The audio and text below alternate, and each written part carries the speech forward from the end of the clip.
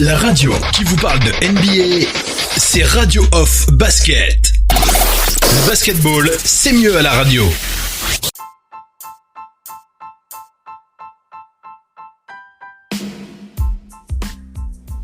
Bonjour et bienvenue sur le parquet de la Radio Off. C'est le moment de faire le point sur l'actualité de la NBA dans cet épisode avec Oncle Phil Basket FM NBA, la quotidienne pendant cette période, cette toute courte période de talk show. On fait le point sur l'actualité de la NBA comme à notre habitude. Donc merci d'être connecté, ça nous fait extrêmement plaisir. On n'oublie pas de préciser que nous diffusons l'intégralité de nos quotidiennes en plus de notre site internet directement depuis WhatsApp. Donc si vous avez des soucis pour utiliser vos mégas pour une application ou alors pour internet, comme ça peut être le cas pour certaines personnes dans certains pays, vous pouvez utiliser WhatsApp et bénéficier, bien entendu, de la diffusion des quotidiennes NBA tous les jours sur Radio Off Basket avec Oncle Phil. Allez les amis, on va enchaîner avec la suite du talk show. On va faire le point sur l'actualité de la NBA dans ce FM NBA des familles. À tout de suite.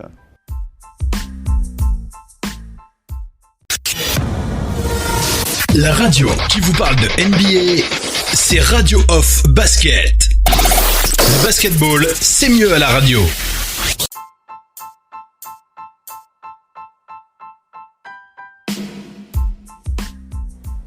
Allez, on enchaîne avec la suite de ce talk show. Je vous l'ai dit, on fait le point sur l'actualité. Alors, une question qui se pose en ce moment, faut-il fusionner les conférences pour les playoffs cette année? Alors vous avez dû entendre parler parce qu'on en a déjà discuté sur le parquet de la radio où on avait évoqué les hypothèses de reprise selon la NBA qui pourraient se mettre en place dans les jours à venir. Et selon les hypothèses rappelées, je vais simplement rappeler les hypothèses. Il s'agit de l'hypothèse numéro 1. L'hypothèse numéro 1, ce serait la mise en place on enchaînerait directement avec une série de playoffs à l'ancienne, enfin on va dire de playoffs de façon classique.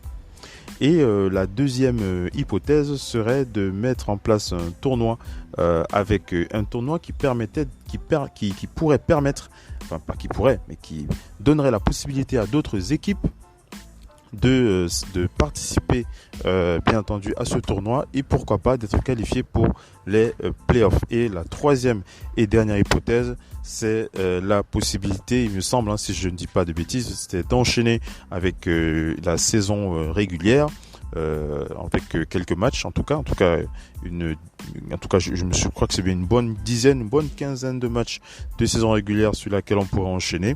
Ensuite un tournoi qualificatif, ensuite des playoffs. Bon, j'ai pas les éléments devant les yeux, donc il est fort probable que je me trompe sur certains détails. Donc n'hésitez pas à me faire la remarque si vous avez la bonne info. Quoi qu'il en soit, il n'y a pas encore de décision claire quant au choix que l'NBA ferait pour pour la reprise des matchs. On rappelle la période de reprise des matchs choisie par la NBA, c'est la période de fin juillet. Fin juillet, on pourrait revoir nos stars préférées sur les parquets. C'est ce qu'il se dit. Alors, le débat en ce moment qui se pose, c'est est-ce qu'il faut fusionner les conférences cette année? Vu que toutes les franchises NBA sont présentes au même endroit pour la reprise de la saison, n'est-ce pas le bon moment pour changer le format des playoffs? C'est un sujet qui revient régulièrement sur le tapis sans pour autant être vraiment débattu. Et si les playoffs mettaient aux prises les 16 meilleures équipes de la ligue sans distinction de conférence, dès le premier tour, on pourrait avoir des affiches entre des équipes de l'Est et de l'Ouest et les finals pourrait même opposer deux franchises de la même conférence. La NBA y réfléchit sérieusement, mais un argument majeur freine l'ensemble, l'environnement et la fatigue.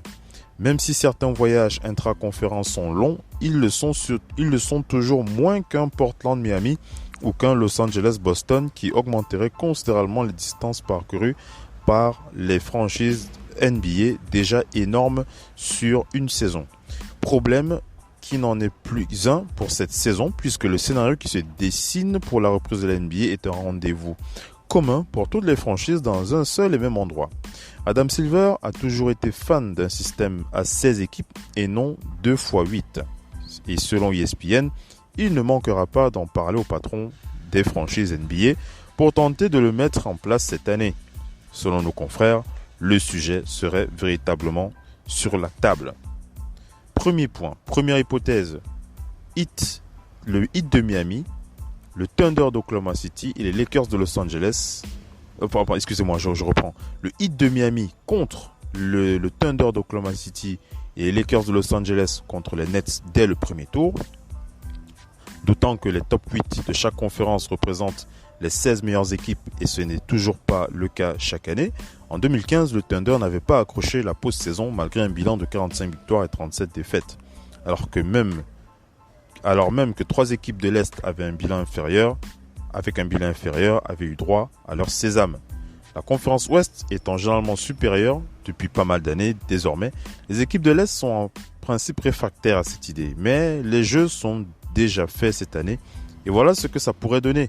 On aurait donc Milwaukee contre Orlando, le Heat de Miami contre le Thunder d'Oklahoma City, les Lakers contre Dallas, les Celtics contre les Sixers, les Raptors contre Memphis, les Nuggets contre les Pacers, le Jazz contre les Rockets et les Lakers contre les Nets. Tous les éléments sont là pour franchir le pas. On constate d'ailleurs que le brassage ne concernerait que 4 séries sur 8. L'excitation autour des playoffs serait, si elle peut l'être, davantage encore boostée. Mais est-ce le bon moment pour tenter l'expérience, alors que beaucoup placent déjà un astérix à côté du nom du futur champion? Les délais de négociation permettent-ils de mettre en place un système pérenne? Est-ce que cela signifie qu'on fait une croix sur la fin de la saison régulière, même tronquée? Nous attendons vos avis et pour vous aider à le faire, nous vous proposons pourquoi pas d'en discuter. Nous vous proposons pourquoi pas d'en discuter autour d'un bon débat. Alors c'est véritablement une question qu'on se pose sur le parquet de la radio et je pense que ça pourrait faire l'objet d'un débat qu'on poserait sur la table. Est-ce qu'il faut fusionner les conférences des playoffs? Est-ce qu'il faut fusionner la conférence Est et la conférence Ouest cette année? Dites-moi ce que vous en pensez sur les réseaux sociaux. On n'hésitera pas à réagir à ce que vous dites. En tout cas, je pense bien que c'est le sujet principal qu'on posera dans le talk show de ce soir avec le Doc ONP et BC, où on fera le point sur l'actualité de la NBA dans The Big NBA Show.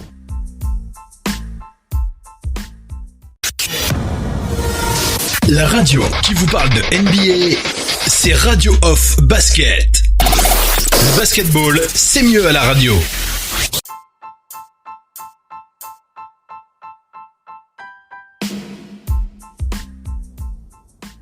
On enchaîne les amis avec la suite de ce talk show. On va aller du côté des Chicago Bulls pour faire le point sur Lauri Markkanen. Lauri Markkanen qui a déclaré dans les médias sa volonté de rester aux Bulls de Chicago.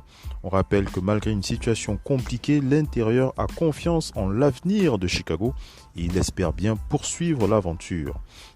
Si les joueurs NBA surveillent de près les discussions autour de la reprise de la saison, certains, bien moins concernés que d'autres, quand les équipes de playoffs s'impatientent de savoir quand elles pourront rejouer, celles de bas de tableau aimeraient qu'on les laisse tranquilles jusque l'an prochain. Quand on regarde le bas du classement à l'Est, c'est facile de dire que la NBA ne devrait revenir que la saison prochaine, a affirmé ainsi Lauri Markkanen dans le podcast finlandais Ur Ellocast, relayé par OneTapeSport.net. Pas parce qu'il ne veut pas jouer, tout simplement parce que ce n'est pas prudent. Il a rajouté: il y a 3 ou 4 joueurs qui se blessent à chaque training camp et c'est après que tout le monde se soit entraîné et préparé pendant tout un été. Si on reprend après 2 mois sans rien faire, combien de chevilles vont tourner? Combien de cuisses vont lâcher? Évidemment, j'aime plus que tout jouer au basket. J'espère juste que si on revient, on aura le temps de se préparer. D'autant que sur le plan personnel, le Finlandais a tout intérêt à laisser passer quelques mois, histoire de soigner une bonne fois pour toutes ses pépins physiques et de voir peut-être un autre entraîneur arriver sur le banc, les deux principales raisons de son mauvais exercice. Il est passé de 18,7 points à 14,7 points, 14,7 points par match, 9 rebonds, de 9 rebonds à 6,3 rebonds avec 3 minutes et presque 4 tirs de moins par match.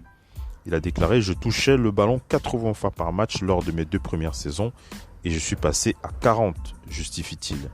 Attention, je sais qu'il y a des systèmes dessinés pour moi, mais c'est différent. Quand je discute avec Jim, on parle toujours du fait que je dois être concentré sur les rebonds puis amener les contre-attaques. Mais c'est dur de prendre 40 rebonds défensifs par match. Même s'il assume sa régression, il y a clairement un problème avec le coach Jim Boylen. Il n'est pas le seul dans ce cas. Et c'est pourquoi l'entraîneur pourrait être le prochain à être remercié par une nouvelle direction qui veut bâtir sur des fondations solides. Leur travail parle de lui-même et je n'ai pas de mots pour décrire mon excitation à confier l'intérieur qui ne se voit pas ailleurs qu'à Windy City. Il a rappelé « Je veux rester à Chicago et signer une prolongation de contrat. Aucun doute là-dessus. J'adore Chicago. Reste à prouver à la franchise qu'elle peut miser sur lui. » Alors je ne sais pas ce que vous en pensez de la situation de Lauri Markkanen. On rappelle que Lauri Markkanen a tourné cette saison, je l'ai dit, à 14,7 points par match, 18,7 points l'année dernière et 15,2 points lors de la saison 2018, lors de sa saison rookie. Il tournait à 30 minutes de temps de jeu et lors de la deuxième année, 32 minutes. 30 minutes pour cette saison. On va dire que son temps de jeu n'a pas véritablement évolué, mais lui estime qu'il touche beaucoup moins de ballons. Il estime que son coach ne l'a pas assez bien géré. Est-ce que c'est le cas pour vous? Est-ce que vous pensez que Lauri Markkanen n'a pas été bien géré par Boylen? Si c'est le cas, n'hésitez pas à réagir sur les réseaux sociaux. Quoi qu'il en soit, le joueur a bien décidé à rester aux Bulls de Chicago et il semblerait véritablement que du côté des Bulls de Chicago, une nouvelle page pourrait se tourner avec la venue d'un nouveau coach. Quoi qu'il en soit, on n'attend pas grand-chose des Bulls de Chicago cette année, car comme vous le savez, ils sont dans le bas-fond du classement. Mais c'est bon de voir qu'un joueur de l'importance de Lauri Markkanen aime beaucoup d'ailleurs cette ville de Chicago et qu'il souhaite y rester. On enchaîne avec les news.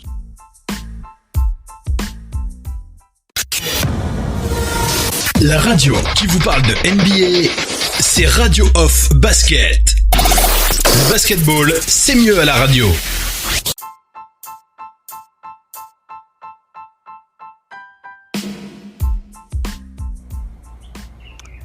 On enchaîne avec les news. On va plutôt clôturer ce podcast FMNBA de ce 26 mai avec cette déclaration de Mark Cuban, le propriétaire des Mavericks Dallas, qui lui souhaite que la saison puisse finir le 25 septembre. On rappelle donc que le propriétaire des Mavericks de Dallas explique que la NBA attend que le pays soit en mesure de tester tout le monde avant de donner le feu vert de la reprise. Il donne aussi son avis sur le format à choisir pour finir la saison. Forcément impliqué dans les discussions avec la NBA en tant que propriétaire des Mavericks, Mark Cuban n'a jamais été optimiste sur une reprise de la saison. Selon lui, il ne reste qu'un obstacle, il concerne les tests. Il a déclaré « De ce que j'ai compris et sur la base des informations que j'ai entendues, nous attendons qu'il y ait des tests pour tout le monde. Dans certains États, c'est facile de se faire tester, dans d'autres, non. » rappelle-t-il sur l'antenne Sport Radio 96.fm/1310. Il a rajouté « On ne veut pas se retrouver dans une situation où l'on s'empare de tests alors que des gens en ont besoin. Une fois qu'on aura franchi ce cap, il me semble imminent, je pense qu'on sera en bonne position pour assembler toutes les pièces. » Mark Cuban confirme au passage que la NBA observe attentivement ce qu'il se passe dans d'autres sports. Il a rajouté « Ma confiance a augmenté comme dans tout le pays et dans le monde. Nous n'avons pas de solution. Il y a encore beaucoup d'incertitudes, mais comparé au 11 mars qui semble être il y a 10 ans, on sait beaucoup plus sur les tests. Il y a des tests qui fonctionnent. On a beaucoup avancé dans la recherche d'un vaccin. On a vu d'autres sports reprendre un peu comme le NASCAR et l'UFC et on en retire des leçons. On a vu ce qu'ils faisaient dans le football en Allemagne et on apprend des choses. À propos de cette reprise prévue pour fin juillet, Mark Cuban n'y voit que du positif puisqu'il milite depuis longtemps pour un début de saison régulière en décembre. Ce qui sera le cas, a priori. Partons du principe qu'on débute à Noël et qu'on a besoin d'un mois de pré-saison. On se retrouve alors le 25 novembre. Si on enlève 2 mois de pause, on est le 25 septembre. Est-ce qu'on peut finir la saison le 25 septembre ? Je pense qu'on le peut. Enfin, quel est son avis sur le format à choisir puisque la NBA a soumis plusieurs formules ? Il a déclaré « Je suis de l'ancienne école et ils n'ont pas besoin de changer. Je ne pense pas qu'on ait besoin de finir toute la saison régulière, mais on a besoin d'au moins 5 matchs. On ne veut pas que ces gars reprennent directement par les playoffs car quelqu'un va se blesser. C'est difficile. Même après 3 ou 4 semaines de training camp, c'est difficile de s'y remettre tout simplement comme ça. » Alors je ne sais pas ce que vous pensez des déclarations de Mark Cuban. Moi je trouve que ce sont des déclarations lourdes de sens et je pense que véritablement la NBA pourrait véritablement aller dans son sens pour garantir un maximum de retour sur investissement et un minimum de risque pour les franchises NBA. Est-ce que vous êtes de son avis pour ce qui est de ce nouveau format avec Mark Cuban qui lui souhaite rester sur l'ancien format NBA avec une conférence Est, une conférence Ouest? Est-ce que vous souhaitez qu'on fusionne le tout? C'est des discussions qui se posent et je pense véritablement qu'on va revenir dessus dans le talk show de ce soir dans The Big NBA Show. Je vous remercie d'avoir été connecté avec nous. C'était un véritable plaisir pour cette quotidienne FM NBA et je vous donne rendez-vous pour les prochaines quotidiennes. On rappelle qu'on diffuse des quotidiennes tous les jours sur le parquet de la radio off. N'hésitez pas aussi à rester connecté sur WhatsApp. Si vous n'avez pas encore rejoint la diffusion FM NBA sur WhatsApp, ça se passe au 00237 652 454 997. N'hésitez pas à envoyer info NBA et vous recevrez. Nous vous inscrirons dans la liste de diffusion WhatsApp et vous recevrez toute la journée, tous les jours des quotidiennes FM NBA où on va faire le point sur l'actualité de la ligue. Merci à tous ceux qui étaient connectés. C'était un plaisir. C'était Oncle Phil Basket. Ciao les amis. Bye bye.